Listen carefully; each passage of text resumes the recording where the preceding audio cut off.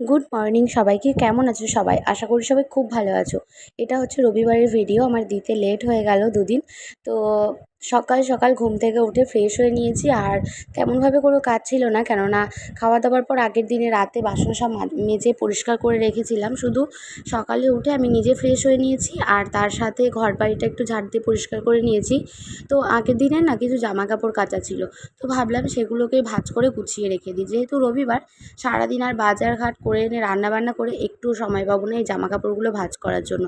ওই জন্য ভাবলাম যে ওইদিকে বর আর মেয়ে ঘুমোচ্ছে, তো আমি এই কাজটা আগে করে নিই, তারপর ওর বাবাকে ডেকে দেবো, দিয়ে তারপর দুজনে মিলে রেডি সেডি হয়ে বাজারে বেরোতে হবে। আমারও জানো তো ২ সপ্তাহ করে বাজারে গিয়ে গিয়ে না আমারও নেশা হয়ে গেছে যে যাব, নিজে হাতে করে বাজার করে নিয়ে আসবো। আর ওর বাবাও বলে চলো তুমিও সাথে করে। তো ওই জন্যই গেছিলাম। আর দেখো, প্রথমে মাছ বাজারে চলে এসেছি, কিছুটা কাতলা মাছ নিয়ে নিয়েছি। আর এখান থেকে নেব মাছের ডিম, কেননা আমাদের একটা জায়গায় যাওয়ার আছে, তোমাদের সাথে সেটা বলবো। তো ওই জন্য আর বেশি বাজারঘাট করবো না, বুঝে শুনে নিতে হবে। ওই ৩-৪ দিনকার মতন বাজার নিতে হবে। মোটামুটি বাজার নিয়ে নিয়েছি। আর এখানে এবার ফলের দোকানে নিয়ে এসেছি, কেননা মাম্মা আঙুর ফল ভীষণ ভালোবাসে খেতে। আর আমরা বাড়িতে এসে মাংসটা এনেছি, যে মাংসটা পরিষ্কার করে ধুয়ে নিয়েছি। আর এখানে মাছের ডিমটাও পরিষ্কার করে ধুয়ে নিয়েছি। আর না, আমি সময় পাইনি ভিডিও করার। তো কাতলা মাছ এনেছিলাম, চিংড়ি মাছ এনেছিলাম, সেগুলো সব ধুয়ে পরিষ্কার করে ফ্রিজে রেখে দেওয়া হয়েছে। আর এখানে আমি মাংসটা রান্না করতে বসিয়ে দিয়েছি। প্রথমে আলুটা ভেজে নিচ্ছি, আর কুচোনো রয়েছে পেঁয়াজ। এখানে ভাতটাও হয়ে গেছে গরম গরম। এখানে মাংসের জন্য মশলাটাও কিন্তু করা হয়ে গেছে। তো আলুটা ভাজার পর এখানে মাংসটা এবার কষা কষা করে ভালো করে নিচ্ছি, একদম কষিয়ে। আর ওর বাবা মাংস এখন মোটেই ভালো খেতে চায় না, বলে যে খাসির মাংস, কিন্তু এই গরমে খাসির মাংস আমার ভালো লাগে না একদমই খেতে। তো ওই জন্য অল্প করে এনেছি। আর এখানে সবজি বাজার কিছু এনেছি, বেশি একটা আনিনি, তবে কচুরলতি পেয়েছি। আগের দিন এনেছিলাম, এত ভালো লেগেছিল না, ওই জন্য আর লোভ সামলাতে না পেরে আবার কিন্তু কচুরলতি নিয়ে এসেছি। এখানে এখানে ২ আঁটি কচুরলতি এনেছি। আগের দিনের কচুরলতিটাও ভীষণ ভালো ছিল, টেস্ট হয়েছিল রান্না করে। তো ভাবছি এগুলোও যেমনভাবে রান্না করেছিলাম ঠিক তেমনিভাবেই রান্না করব। আর এখানে নিয়ে এসেছি কলমি শাক, আর ফলের মধ্যে এনেছিলাম পেয়ারা, শসা, তরমুজ, তারপর আঙুর ফল, এইসব। তো গরমের মধ্যে কিছু খাই না খাই, মনে হয় যেন একটু ফল কেটে খাই, শান্তি লাগে। আর এই যে এখানে কলমি শাক এনেছি, আর পালং শাক সে পেয়ে গেছে, পালং শাকও এনেছে। পালং শাক দিয়ে তার ভালো লাগে হচ্ছে সব কিছু দিয়ে একটা চচ্চড়ি। আর এদিকে হচ্ছে মুগ ডাল বা মুসুর ডাল পালং শাক দিয়ে। তোমরা কে কে খেয়েছো পালং শাক দিয়ে ডাল, কমেন্ট করে জানিও। কিন্তু খেতে সত্যিই অসাধারণ হয়। আমিও আগে খেতাম না, যখন ওর কাছে প্রথম শুনেছিলাম আমিও না একটু অবাকই হয়েছিলাম, পালং শাক দিয়ে আবার ডাল কেমন লাগে। তো খাবার পর না আমারও ভীষণ ভালো লাগে এখন।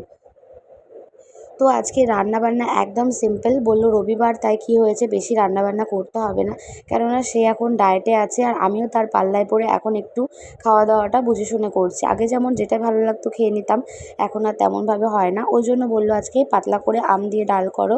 আর এদিকে মাছের ডিমের বড়া করেছি পেঁয়াজ কুচিয়ে, আর তার সাথে মাংসটা কষা কষা করে বানিয়ে নিয়েছি। তো বড়মশাইকে বললাম যে তুমি তাহলে স্যালাডটা একটু ভালো করে কেটে দাও। আর আমি এইদিকে খাবার টেবিলেগুলো সব নিয়ে এসেছি, নিয়ে এসে বসেছি। এবার ভাতটা বেড়ে নেবো। আর দেখো, আজকে একদম সিম্পল রান্না হয়েছে, কিন্তু রান্নাগুলো কিন্তু দারুণ হয়েছে। এই দিয়ে অনেক ভাত খেয়ে নেওয়া যায়, কিন্তু না, একদমই বেশি ভাত খাওয়া যাবে না, বুঝে শুনে খেতে হবে। তো এই দেখো, পাতলা করে টক ডাল করে নিয়েছি। এখানে শুকনো লঙ্কা আর কালো সর্ষে ফোড়নে দিয়ে আম ডাল খেতে তো ব্যাপক লাগে। আর তার সাথে পেঁয়াজ বেশি করে কুচিয়ে নিয়ে ওখানে মাছের ডিমের বড়া করে নিয়েছি, আর তার সাথে মাংস, ব্যাস আর কি লাগে। আর দিয়েছি স্যালাড। এবার এখানে বড় পাশে খাচ্ছে, আর এখানে মাম্মাকেও খাইয়ে দেবো। বললাম তুই একা একা খা, অনেকটা বেলা হয়ে গেছে জানো তো, এখন 2:30 মতন বাজে। তো আর ও একা একা তো খেতে পারে ঠিকই, কিন্তু গায়ে মাখিয়ে একাকার করে।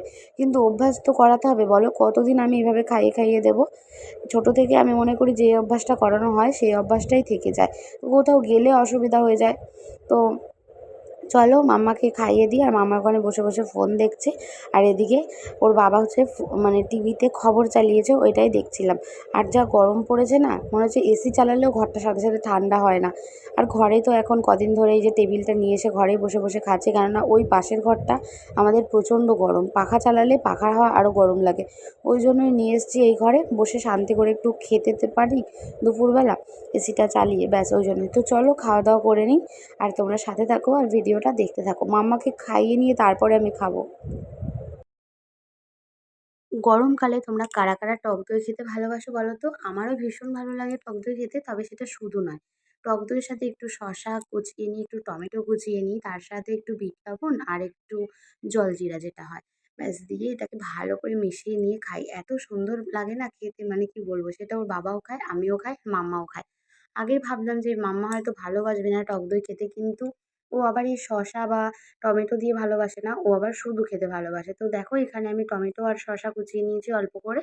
আর এই যে বিট লবণটা এনে কৌটোয় ভরে নিয়েছি, তার সাথে এভারেস্টের জলজিরা। তো ব্যাস এইটা দিয়ে দেবো একটু বেশি করে, আর দিয়ে দেবো বিট লবণ। দিয়ে এটাকে ভালো করে মিক্স করে নেবো, নিয়ে তারপর খাবো। এটা আমার এত ভালো লাগে খেতে, মনে হয় ভাত-টাত না খেয়ে আমি এটা এক বাটি খেয়ে নিই। এটা কিন্তু ভীষণ টেস্টি লাগে। আর গরমকালে টক দই খাওয়া তো ভীষণ উপকারী।